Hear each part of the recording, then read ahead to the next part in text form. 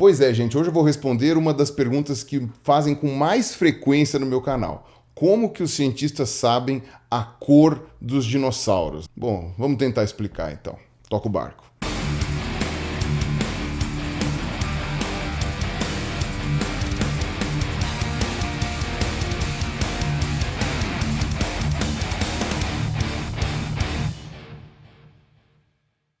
Olá pessoas, este é mais um vídeo meu aqui na internet. Como de costume, antes de começar a falar do assunto propriamente dito, vão aí os jabás. Se você está procurando material escolar para alguém da sua família ou mesmo para você, incluindo livros, você pode dar uma olhada nas promoções do Mercado Livre. Então eu vou colocar aqui embaixo o link promocional e você dá uma conferida lá, veja quais são as promoções, veja quais são as ofertas, comprando algumas coisas lá. Eu dei uma olhada nos materiais lá e parecem coisas bem interessantes. Tem desde cadernos, apostilas, caneta, lápis e borracha, aquelas coisas que a gente está acostumado a ver com material escolar, até livros tanto de faculdade quanto livros de ensino médio fundamental. Então, deem uma olhada lá, eu acho que vale a pena. Quem sabe vocês não acham alguma coisa que vocês precisem, tá? A um preço mais camarada ou mais amigável. Segundo ponto é que dia 25 de fevereiro eu estarei no Teatro Gazeta fazendo a minha apresentação Um Sujeito Chamado Pirula. Então, para quem não viu ainda, ou para quem está reclamando que há muito tempo eu não faço apresentações na minha cidade natal, vocês podem dar um pulo lá. Aqui embaixo também tem o link para compra da minha apresentação. Lembrando que a tendência é que cada vez menos eu vá para São Paulo. A minha tendência é eu ir cada vez mais para os lugares onde eu nunca me apresentei. Então, se você quiser muito me ver, quiser muito ter oportunidade de assistir uma palestra minha, não perca, tá bom? Tá aqui embaixo. E o último recado é: veja se você continua inscrito neste canal, porque o YouTube está removendo a inscrição de algumas pessoas. Eu recebo diariamente pelo menos 5 comentários, tanto no inbox da fanpage quanto no Twitter, do pessoal falando: ai, Pirula, o YouTube me desinscreveu, não sei o que, o pessoal manda print e tal. Pode ser desatenção da pessoa? Pode ser. Pode ser sacanagem do YouTube? Pode ser também. Na dúvida, confere aí se você ainda está inscrito no canal e se o joinha foi, tá? Se você der um F5 na página e o joinha não foi, dá o joinha de novo, sabe? Dá uma conferida nisso, por favor, porque ajuda a gente pra caramba, né? E aí vamos responder a pergunta que não quer calar. Como que os cientistas sabem a cor dos dinossauros? Não só dos dinossauros, certo? A gente tem uma gama gigantesca de animais e plantas fósseis. Os dinossauros são só um grupo desses vários organismos. Todos eles, quando a gente vai ver uma representação artística e tal, estão sempre pintados de alguma coisa, salvo quando a representação é preto e branco, mas tudo bem. Quase todos eles estão sempre pintados de alguma cor. E aí você se pergunta, pô, como é que o pessoal sabe? Bom, no princípio, quando começaram as pesquisas paleontológicas, a resposta mais honesta seria chute.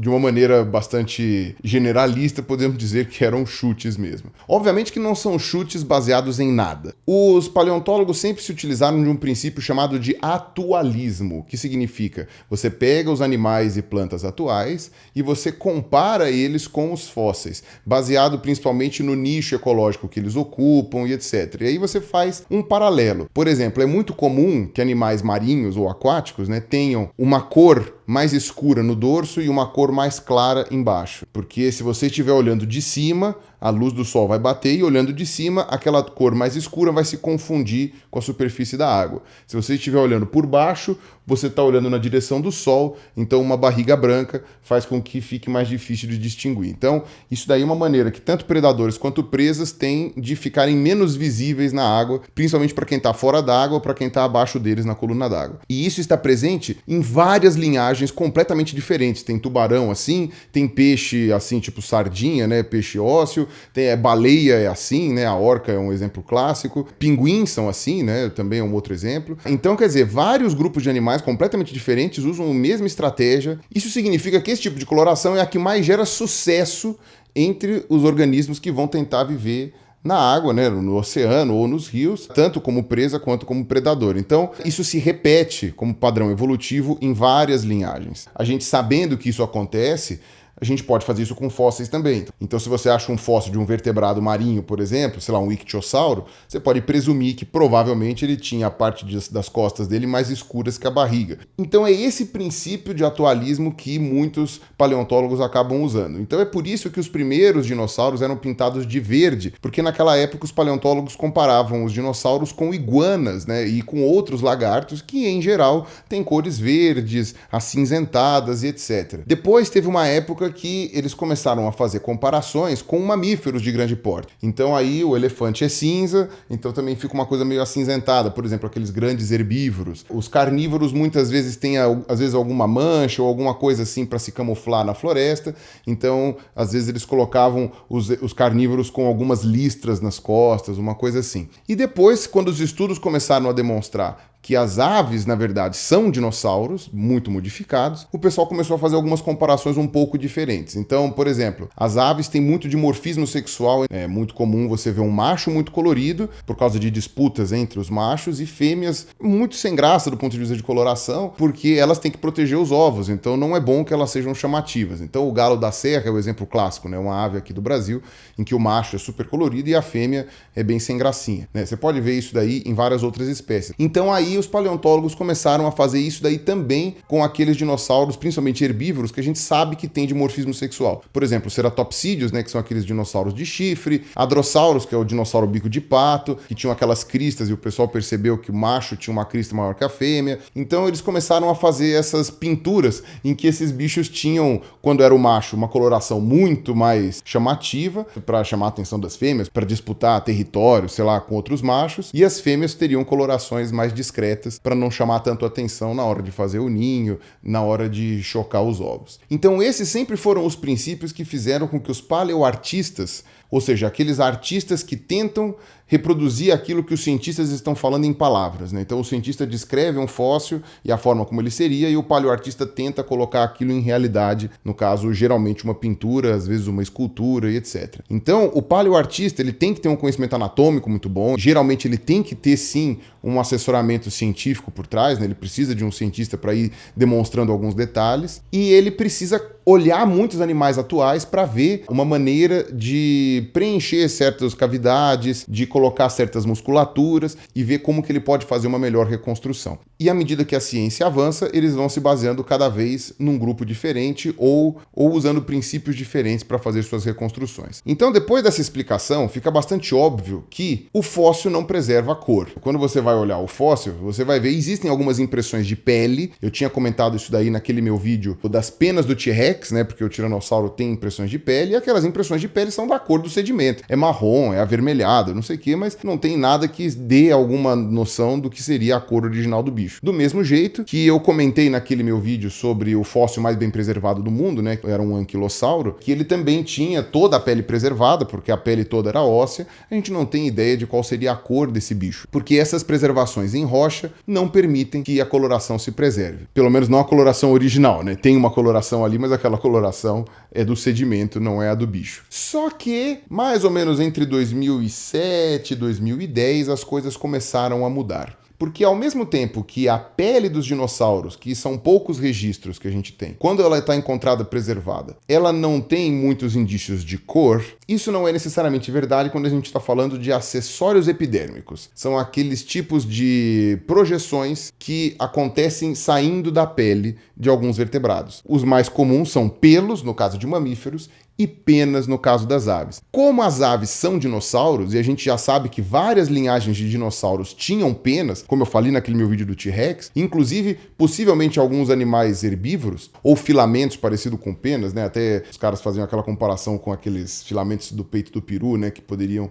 não ser penas reais. Então, a partir do momento que a gente sabe que algumas famílias de dinossauros com certeza tinham penas, e vários fósseis foram encontrados com essas penas, a gente poderia fazer um princípio de atualismo diferente aí, baseado na coloração das penas. E olha que interessante, quando você vai ver no microscópio algumas penas de ave, você percebe que você consegue enxergar aquelas estruturas e organelas que dão cor àquelas penas, e que certos tipos de cor são produzidos em organelas com formatos diferentes. Então, primeiro vamos explicar como que a cor aparece na epiderme ou nesses acessórios epidérmicos dos vertebrados, tá? A gente tem um pigmento que a gente sabe muito bem qual é, né, que chama melanina. E dentro desse pigmento, que é chamado genericamente de melanina, você tem vários tipos de melanina, como por exemplo, você tem aqui, eu vou ler, a eumelanina, a feomelanina, a neuromelanina, etc. Cada uma delas tem estruturas diferentes moleculares e geram tonalidades de cores diferentes. Então tem uma que vai do cinza ao preto, tem outra que vai do vermelho ao marrom. E essa melanina, ela fica armazenada em organelas celulares que são chamadas de melanossomos, que na verdade é uma derivação evolutiva dos lisossomos, né? O lisossomo, que está presente em quase todos os organismos, né, na célula de quase todos os organismos, inclusive em bactérias, são organelas digestivas, praticamente, é a principal função do lisossomo, mas ela também serve às vezes como lixeiro, digamos assim, da célula. Os melanossomos provavelmente foram um tipo de lisossomo que desenvolveram a capacidade de armazenar esses pigmentos, que são formados através de outros mecanismos, e isso acabou sendo útil para os seres vivos que desenvolveram esse tipo de armazenamento. Isso foi selecionado pela seleção natural, e aí a gente desenvolveu aí uma organela específica só para acumular pigmento. Você tem isso também nas penas das aves. Nas penas das aves existem melanossomos que dão a coloração para essas penas. Lá por 2010, mais ou menos, os cientistas começaram a tentar olhar essas penas de dinossauro fossilizadas com microscopia de varredura. E eles perceberam algumas estruturas meio arredondadas que pareciam melanossomos. Poderiam ser melanossomos, pelo menos. O que eles fizeram? Eles compararam com as estruturas presentes em penas atuais, certo? De aves atuais. E eles descobriram nessas penas de aves estruturas muito parecidas com essas que eles viam nos fósseis. A primeira publicação que foi feita foi em 2010, né? E eles fizeram essas comparações com vários dinossauros com penas. Eles usaram o Sinosauropteryx, os Sinornithosaurus, que são 2 dinossauros não avianos, porém que já tinham penas. A Confucius ornis, que já é uma ave, é um dinossauro aviano, que foram todos encontrados lá na China, com aquela preservação extraordinária que a China tem. E na microscopia eletrônica de todos esses animais, eles descobriram essas formações que lembravam muito os melanossomos. Eles observaram que quando você compara com aves atuais, os melanossomas que são mais compridinhos, que parecem um bastãozinho, são aqueles responsáveis por coloração de cinza a preto, e aqueles melanossomas um pouquinho mais redondinhos são os responsáveis pela variação entre vermelho e o marrom. Ou ao contrário, eu não lembro, mas isso realmente não faz diferença aqui. O que importa é que eles, fazendo essas comparações, eles puderam concluir que talvez esses bichos, como eles tinham os 2 tipos de melanossomo, provavelmente eles podiam variar entre o preto e o cinza e o vermelho e o marrom. Logo na sequência, no mesmo ano, 2010, saiu um outro artigo de uma outra equipe, numa outra revista. Esse primeiro artigo saiu na Nature, esse segundo artigo saiu na Science. E esse artigo que saiu na Science, esse fez uma análise um pouco mais detalhada da estrutura dos melanossomos de um dinossauro conhecido como Anchiornis, que é um dinossauro já conhecido lá da China, e era um fóssil absurdamente bem preservado. Vou colocar ele aí, e também tem, vocês podem ver na margem direita aí da figura, os detalhes dos melanossomos que eles encontraram na análise de microscopia. Inclusive a cabeça está bem preservada, e aí eles encontraram padrões de bandeamento, dando uma reconstrução mais ou menos essa aí. O fóssil não tem rabo, o rabo é a única parte aí que foi um chute, o resto, através da análise que eles fizeram, eles constataram que o bicho teria apenas cinzas no peito e nas costas, e as asas presentes nos 4 membros, né, seriam listradas de preto e branco. E teria um certo tipo de pigmentação vermelha na crista da cabeça e aqui nas laterais. Então essa foi a reconstrução que eles fizeram, seria mais ou menos assim a coloração do bicho. E fizeram outras reconstruções, o Sinosauropteryx parecia ser bandeado de branco e laranja, o Caudipteryx também parecia ter algumas cores, vou colocar aí algumas reconstruções que eles fizeram. Porém, essa discussão não parou por aí e nem foi tão simples. Havia uma possibilidade de não serem melanossomos, essas estruturas que foram encontradas nos fósseis. Então, logo depois apareceram alguns artigos de refutação, dizendo que aquilo, na verdade, poderia ser um biofilme. O que é um biofilme? Um biofilme seria uma cobertura de bactérias que teriam se formado em cima da estrutura depois que o bicho morreu. Na verdade, essas bactérias já existem, inclusive em cima da gente. Nós temos esse biofilme de bactérias em cima do nosso corpo e tal. E quando você morre, né, ou quando qualquer organismo morre, essas bactérias se reproduzem mais porque elas podem comer mais à vontade o seu corpo, ou o corpo de qualquer outro ser vivo que morreu. Então, essas formações, né, e esses moldes também, né, porque você não tem só as bolinhas preservadas, você tem o molde deixado por essas dessas bolinhas poderiam não ser melanossomos no fóssil, poderiam ser, na verdade, um biofilme de bactérias, e essas bactérias cobrindo o fóssil depois que ele morreu, elas se fossilizaram junto, né, morreram, e elas têm parede celular, então deixaria a coisa um pouco mais durinha, e aí elas teriam morrido, se fossilizado junto, e hoje a gente está achando que é um melanossoma, e não é. Por que tem essa confusão possível? Porque as bactérias e os melanossomas têm tamanhos parecidos. Então essa confusão poderia ser plausível. E aí você teve um levantamento de uma série de características para tentar justificar por que é que essas organelas eram melanossomas e não bactérias. Entre elas era o lugar em que elas eram encontradas. Porque, por exemplo, a bactéria, o biofilme de bactérias, ele só aparece acima da epiderme ou da cutícula dos organismos, porque óbvio, né, não está do lado de dentro, está do lado de fora. Enquanto que o melanossoma tem que aparecer do lado de dentro. Os cientistas discutindo, os que defendiam que eram bactérias, dizendo que você não tinha nenhuma dessas estruturas dentro da pena, da ave ou do dinossauro, e aqueles cientistas dizendo que eram, sim, melanossomas, falando que essas estruturas, na verdade, estavam percoladas de matriz, e isso já indicaria que elas estavam dentro da estrutura que eles estavam olhando, né, das penas. Aí eles também justificaram dizendo que a melanina, por causa da composição dela mesmo, ela é mais resistente à preservação do que outras células, inclusive porque tem alguns minerais para ajudar a fazer a coloração, às vezes eles têm átomos de ferro, detalhes, inclusive mineralógicos, que podem ser detectados através de análises que justificariam que eram sim melanossomas e não bactérias. Então a discussão ficou nessa daí, eu vou deixar aqui embaixo todos os artigos que eu achei sobre isso. Isso é legal porque todos os artigos que foram publicados depois de 2013, né, que foi quando começaram essas contestações, eles sempre têm que justificar primeiro por que é que não é um biofilme, porque é que aquilo lá só pode ser um melanossoma. Eles sempre tomam o cuidado de falar, partindo do pressuposto que são melanossomas, a cor do bicho deveria ser essa ou essa. Nos fósseis mais recentes, inclusive o fóssil que saiu agora em 2018, que foi o que me motivou a gravar esse vídeo agora, porque é um fóssil extraordinário, que foi sobre a questão da iridescência das penas. E aí eu comentei isso daí no Twitter, as pessoas ficaram meio na dúvida porque elas não sabiam o que era iridescência, ficaram me perguntando. Iridescente seria uma coloração que brilha, digamos assim, que a luz reflete de uma maneira diferente, então fica furta-cor. E seria o contrário de fosco, digamos assim. Seria brilhante, né? O iridescente seria o brilhante e seria o contrário do fosco. Alguns animais que são particularmente iridescentes e famosos por isso são borboletas, algumas borboletas, como a borboleta morfo, que é aqui da América do Sul, a borboleta caligo também, que é aquela que tem aquele desenho que parece um olho de coruja, mas isso é do lado de baixo das asas. Do lado de cima ela é iridescente, vocês podem ver na foto que eu vou colocar aí. Você tem alguns besouros que têm essas tonalidades metálicas e que isso também é considerado iridescência. E você tem várias aves, entre elas alguns beija-flores, que são bem conhecidos, algumas aves do paraíso e os trogoniformes, que a gente não tem aqui no Brasil, figuram entre algumas das aves mais bonitas. E essa aí, por exemplo, que eu estou colocando na imagem, é um quetzal, que era uma ave sagrada para os astecas e para os maias, que ainda hoje existem nas florestas da Guatemala e do sul do México, apesar de serem animais em extinção também, justamente porque o pessoal pega esses bichos para arrancar as penas, porque é muito bonito.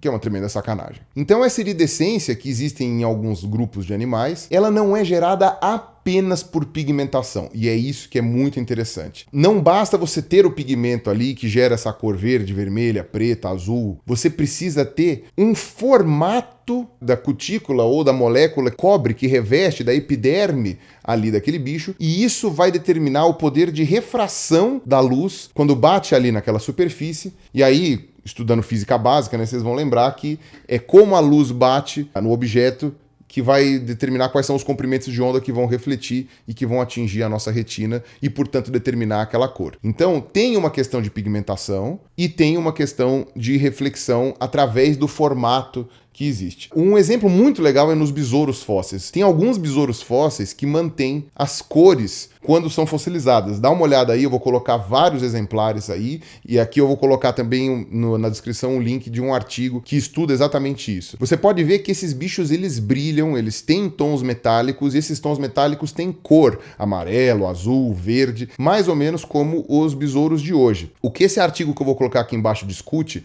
é se essas cores dos fósseis são as mesmas cores do bicho em vida. E eles chegaram à conclusão que não, porque apesar da estrutura da cutícula desses insetos estarem preservada nos fósseis, e eles têm 3 camadas de cutícula, você vê que a estrutura bioquímica que gera aquilo ali foi alterada na fossilização, porque a estrutura bioquímica se perde com a degradação da matéria viva, da matéria orgânica. E essa estrutura bioquímica ia fazer com que aquela cutícula refletisse de uma maneira diferente. Então o poder de reflexão da cutícula muda. Então, apesar desse fóssil aí, por exemplo, estar mostrando um besouro azul, é possível que esse bicho em vida não fosse azul, que ele fosse de outra cor, mas como ele foi pressionado, amassado durante o processo de fossilização, ele acabou ficando com uma cor diferente. Tá? Isso é um exemplo que dá para ver até em bichos atuais. Tem algumas espécies de besouro, por exemplo, que secas elas são de uma cor. E quando você molha elas, a cor muda, porque obviamente que a água cobrindo aquela cutícula gera um tipo de reflexão diferente da luz e ele acaba mudando de cor. E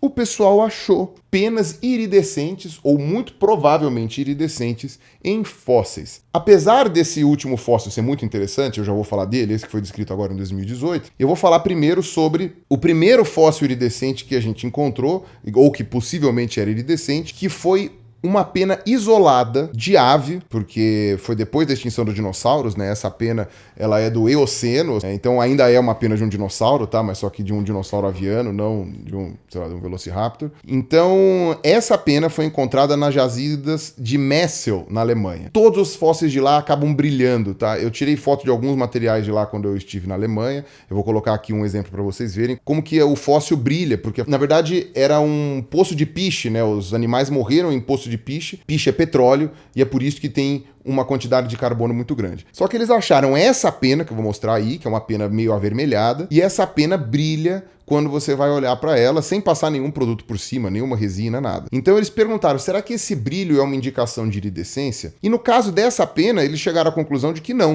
não tinha evidências de iridescência original, que isso se devia ao processo de fossilização e a alguns minerais que tinham sido acumulados durante esse processo de fossilização. Porém, que a outra estrutura da pena dava para indicar que ela tinha alguma coloração, obviamente, quando o animal estava vivo, e eles fazem um comparativo de vários minerais que estão presentes na pena e não estão presentes, então, na mesma quantidade na matriz rochosa. E entre eles tem aí, por exemplo, o silício está presente mais na matriz rochosa do que na pena, o ferro está presente mais na pena do que na matriz, e o carbono está presente mais na matriz do que na pena, o que faz todo sentido, uma vez que era um poço de piche. Né? Também tem aqui de alumínio, cobre. Então eles chegaram à conclusão de que essa iridescência tem mais a ver com o processo de fossilização, porém, existia ali algum indício de minerais que às vezes são acumulados por causa da atividade orgânica que mantém aquela pena colorida, certo? Como eu falei, alguns melanossomos capturam algumas moléculas de metais. Não sabem dizer qual é a cor original dessa pena, mas eles falaram, olha, é possível que realmente ela tivesse algum tipo de coloração diferente. Só que aí o que acontece? Eles fizeram um estudo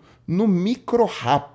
E isso é muito interessante. O Microraptor é um maniraptoriforme, né? Um dromeossaurídeo, como eu falei, ele é da mesma linhagem do Velociraptor. O Microraptor é aquele bicho que foi encontrado na China que ele tinha asas nos 4 membros, tanto nos membros posteriores quanto nos membros anteriores. Asa de voo, tá? Provavelmente esse bicho já voava. Eu já falei sobre ele em vários vídeos aqui, tá? Inclusive eu acho que eu falei sobre ele naquele meu vídeo tanto do dinossauro mais bem preservado do mundo quanto nas penas do T-Rex. E teve um fóssil particularmente bem preservado de Microraptor, que eu vou mostrar aí para vocês, que você vê que tem várias penas preservadas, em que eles fizeram um estudo de ultraestrutura, né? Também colocaram no microscópio eletrônico as penas desse bicho, fizeram uma comparação aí com vários animais vivos ainda hoje, né? Compararam com alguns animais de coloração fosca, pato, e esse pato tinha uma coloração iridescente, e eles chegaram à conclusão de que o padrão de orientação desses melanossomas, que no pato eles fazem como se fossem uns tubos, todos bem grudadinhos um no outro, né, que fazem com que ele fique com a pena iridescente, era muito mais parecido com o que eles tinham encontrado no Microraptor, dando a entender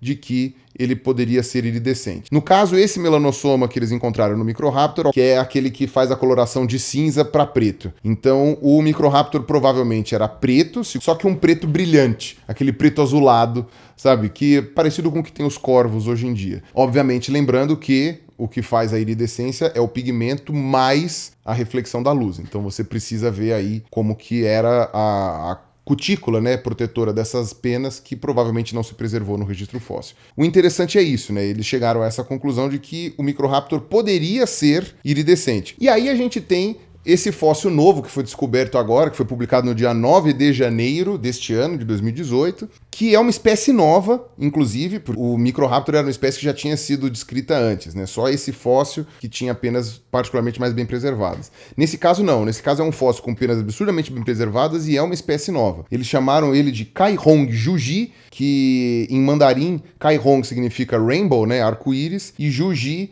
significa crista grande. Por quê? Porque ele tem uma crista muito peculiar no osso lacrimal, que forma como se fosse uma projeçãozinha aqui na frente dos olhos, né, entre os olhos do bicho, que é uma característica anatômica muito peculiar. E arco-íris porque eles já fizeram esses estudos de melanossoma para ver se o bicho era colorido e descobriram que provavelmente ele era iridescente. E aí, obviamente, que eles fazem toda uma justificativa de por que é que esses melanossomas que eles encontraram nesse bicho não seriam bactérias. Uma das coisas que eles argumentam aqui é que um biofilme, a bactéria, na verdade, deveria ser oca, porque o que preserva da bactéria é só a parede celular. E aí, passando uma corrente de elétrons que podem ser transformadas em luz nos aparelhos de microscopia, eles demonstraram que essas estruturas desse bicho aqui que eles descreveram, elas são sólidas. Como a melanina se preserva muito bem, certo? Então, o melanossoma deveria ser compacto por dentro e eles demonstraram que ele é. Se fosse uma bactéria, ele deveria ser oco. Eles falaram também que quando as bactérias são fossilizadas, geralmente você acaba encontrando algumas bactérias se dividindo, fossilizadas no meio da divisão celular.